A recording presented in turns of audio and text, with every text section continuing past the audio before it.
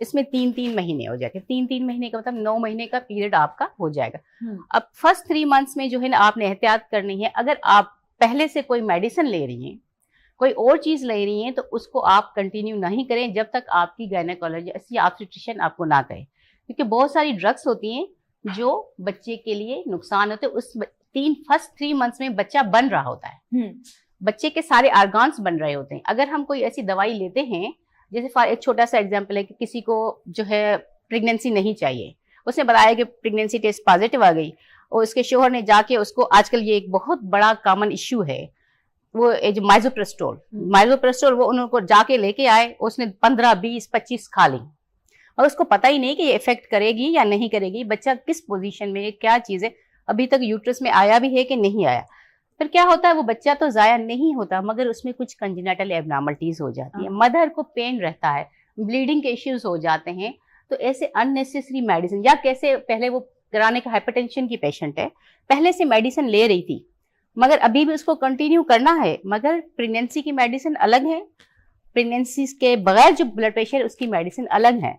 तो वो उसको डॉक्टर को दिखाना चाहिए कि भाई मुझे ये मेडिसिन कंटिन्यू करनी है या नहीं करनी। ठीक हो गया। जैसे किसी को मिर्गी के दौरे पड़ते हैं, उसको तो पहले से मसला है ना, वो तो दवाई ले रही थी, मगर अब उसको प्रेगनेंसी हो गई, तो हमें उसकी दवाइयाँ चेंज करनी पड़ती है। अगर उसका डोज ज्यादा है तो उसका डोज हमें कम करना पड़ता है, उसको सिंगल डोज पे लेके आते हैं ताकि बच्चे में कोई कंजेनिटल एबनॉर्मलिटी ना हो।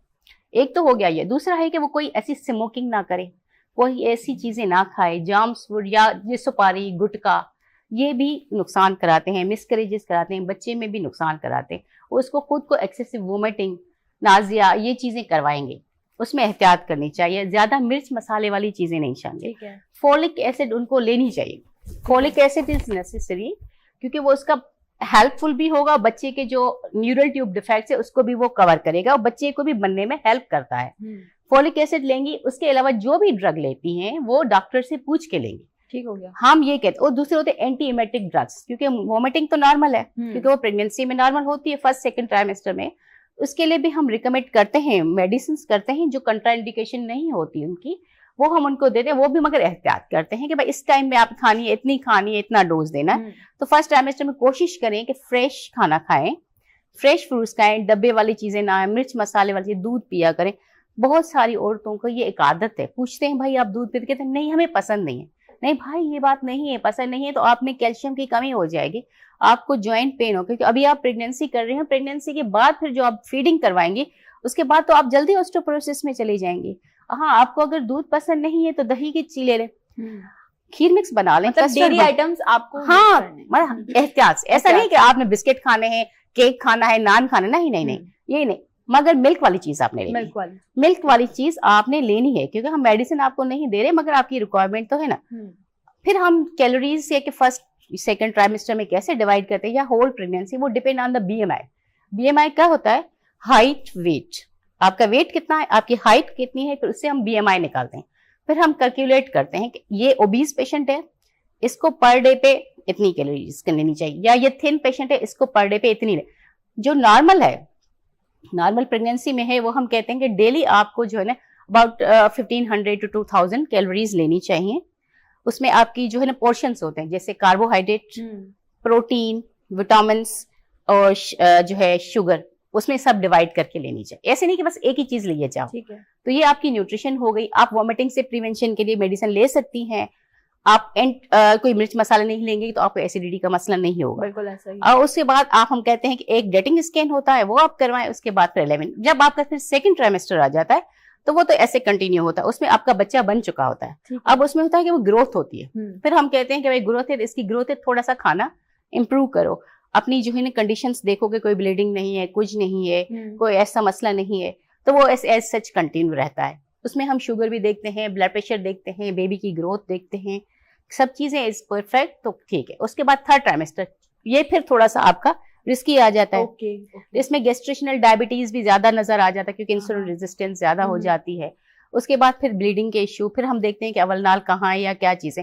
अब आपका एक और सवाल था जिसमें यह था कि एक्सरसाइज या नॉर्मल रूटीन करनी चाहिए या नहीं चाहिए। बिल्कुल करनी चाहिए, क्योंकि जब आप घर में एक बंदा नॉर्मल भी है तो अगर बैठा रहेगा तो वो तो उसकी चीजें नहीं चलेंगी ना। ऐसा pregnancy is not a disease, pregnancy is a normal process, वो तो एक कुदरती अमल है ना। अब कुदरती अमल को चलने दें। जब आपकी सब चीजें नॉर्मल हैं, आप अपना रूटीन चेकअप करवा रही हैं, सब चीजें जो आपका रूटीन वर्क है, घर का वर्क, वो आप करें। एक्सेसिव स्ट्रेस ना लें। हाँ। एक्सेसिव स्ट्रेस नहीं लेनी, भाग दौड़ नहीं करनी आपने खामखा में उसको। ये नहीं, आपका बच्चा आपकी हर चीज को महसूस कर रहा है। बिल्कुल ऐसा अगर है। आप साइकोलॉजिकली भी सैड हैं तो is effect to the baby. अगर आप खुश हैं तो भी आपके बच्चे पे इफेक्ट है। अब अच्छा खाना खा रहे हैं वो भी आपके इफेक्ट है। अगर पास बैठे लोग झगड़ा कर रहे हैं तो वो भी आपकी बच्चे पे इफेक्ट करता है। आप उस जगह पे ना बैठे जहां दूसरा स्मोकिंग कर रहा है। ठीक, आप खुद स्मोकिंग नहीं कर रहे, जो दूसरा कर रहा है वो भी आपके बच्चे पे इफेक्ट करेगा। तो ये चीजें होती है। और दूसरी बात, आपने हल्की फुल्की एक्सरसाइज करनी, एरोबिक एक्सरसाइजेज नहीं करनी, डाइनिंग नहीं करनी, स्विमिंग नहीं करनी या एक्सेसिव नहीं करना, मगर जैसे जस्ट लाइक अ वॉक, आप 30 मिनट्स की वॉक कर लें सुबह शाम। ऐसा ही है। खाना खा के लेटना नहीं है आपने। फिर आप आती है कि भाई हमें वो हार्ट बर्न हो रहा है, एसिडिटी हो रही है, हमें खाना हजम नहीं हो रहा, तो वो यही है कि हाँ, वॉक नहीं है, वॉक नहीं है, खाना खा के लेट जाती है। देर से नहीं करा, खाने के बाद लेटना नहीं आपने, खाने के बाद एकदम से पानी नहीं पीना आपने, ताकि आपका जो ये है ना, क्योंकि बच्चा बढ़ रहा है, वो आपके सारी गट पे इफेक्ट कर रहा है, उसको प्रेशर दे रहा है। ऐसा ही तो वो जाहिर है वो आपका कैसे हजम होगा। ऐसा ही आप संभाल खाना खाएं, ऐसे नहीं कि पेट भर के एकदम से नहीं, पोर्शंस में खाएं, पोर्शंस में खाएं और न्यूट्रिशन वाला खाना खाएं। ऐसे नहीं कि मैंने बाहर से जो है पिज्जा खा लिया, रोजाना नहीं खाना। भाई ठीक है, जब भी दिल किया एक आधे महीने में खा लिया तो कोई मसला नहीं है, मगर रोज से बाहर से खाएंगी तो फिर आपका क्या होगा। और व्हाइट रोटी बहुत कॉमन जो आजकल वो ले रहे हैं ना, इधर से फ्लोर मिल से जो आटा आ रहा है, तो वो खाते हैं, तो उससे क्या होता है, कॉन्स्टिपेशन हो जाती है, फिर वो प्रॉब्लम्स होते हैं। वो और न्यूट्रिशन वाले नहीं, आप चक्की का आटा लें, उसमें भूसे वाली आटी वो होते हैं, वो ले, आप सलाद लें, पानी लें। और एक और मिस कंसेप्ट है, पपीता नहीं खा सकते। भाई थोड़ा बहुत खाएंगे, कौन से 4 पपीता वो डेली खाएगी, तो वो कॉन्स्टिपेशन का इश्यू हो जाता है। फिर मसला होता है कि भाई अब ये मसला हो गया, क्योंकि प्रेगनेंसी में कुछ हार्मोन्स होते हैं जो आपकी बॉडी को रिलैक्स रखते हैं, ताकि आपका यूट्रस भी रिलैक्स है। उसकी वजह से फिर आपको हार्ट बर्न, कॉन्स्टिपेशन, ये चीजें ना। और दूसरे जो हम आयरन की दवाई दे रहे हैं तो उससे भी उनको कॉन्स्टिपेशन हो जाती है।